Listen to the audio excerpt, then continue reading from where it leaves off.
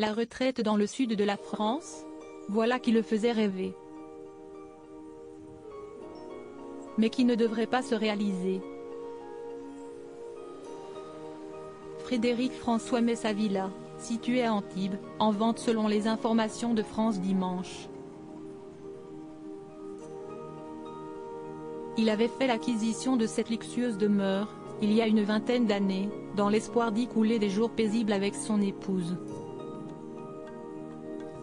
Installé en Belgique, avec son éternelle aimée Monique, ses 4 enfants, Gloria, Vincent, Anthony et Victoria, et ses 6 petits-enfants, Frédéric François vient hélas de se séparer de sa sublime villa située sur la Côte d'Azur. Sa terrasse panoramique, sa vue sur le cap d'Antibes, ses nombreuses chambres.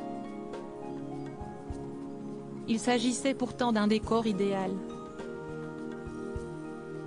Tant et si bien qu'il l'avait utilisé, d'ailleurs, pour le clip de son titre À tous ceux qu'on aime en 2016. Si esti hélas officiel, Frédéric François ne sera bientôt plus le voisin du ténor Roberto Alagna, dans le sud de la France.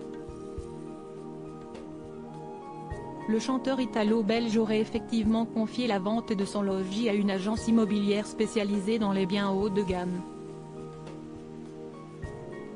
Selon les informations exclusives du magazine France Dimanche, le prix serait estimé à environ 3 millions d'euros. Ce qui représente une grosse somme, certes, mais pas tant que ça pour ce secteur très en vue.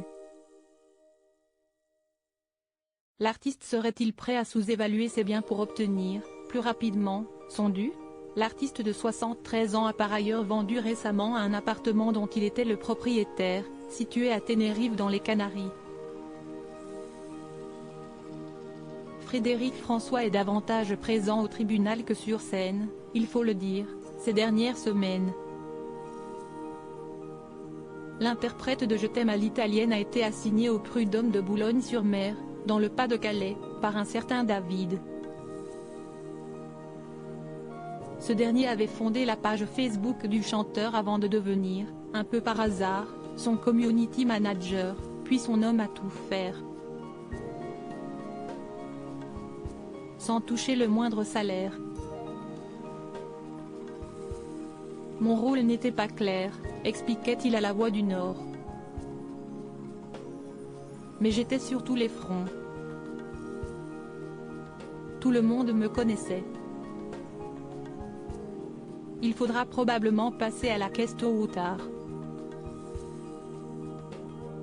Grâce à la vente de la villa d'Antibes, retrouvez toutes les informations sur Frédéric François dans le magazine France Dimanche du 30 juin 2023.